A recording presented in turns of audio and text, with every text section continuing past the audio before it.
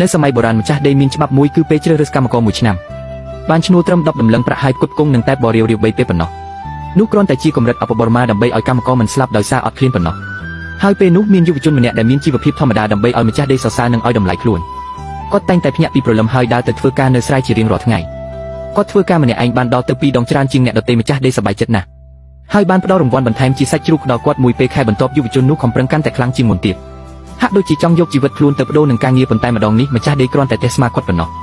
រីឯប្រាក់រង្វាន់វិញមិនបានបន្ថែមសូម្បីតែមួយកាក់កន្លះឆ្នាំក្រោយមកការធ្វើការបាន2ដងច្រើនជាងគេខ្លាយជារឿងធម្មតានិងជាកាត់ប្រកិច្ចដែលគេរំពឹងទុកពីគាត់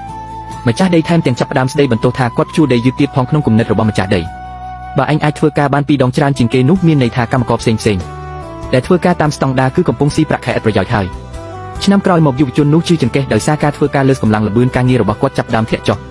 ទោះបីជាបរិមាណការងារដែលគាត់ធ្វើនៅតែច្រើនជាងកម្រិតដំបូងដល់ទៅកន្លះដងក៏ដោយម្ចាស់ដីនៅតែខឹងយ៉ាងខ្លាំងគាត់ត្រូវបានកាត់ប្រាក់ឈ្នួលទាំងអស់ហើយត្រូវបានបណ្តេញចេញពីផ្ទះនេះហើយគឺជាអ្វីដែលគេហៅក្នុងចិត្តវិទ្យាថាឥទ្ធិពលនៃការថយចុះនៃតម្លៃបន្ថែមអ្នកតែងគិតថាការលំបាកនិងការខិតខំប្រឹងប្រែងកាន់តែច្រើន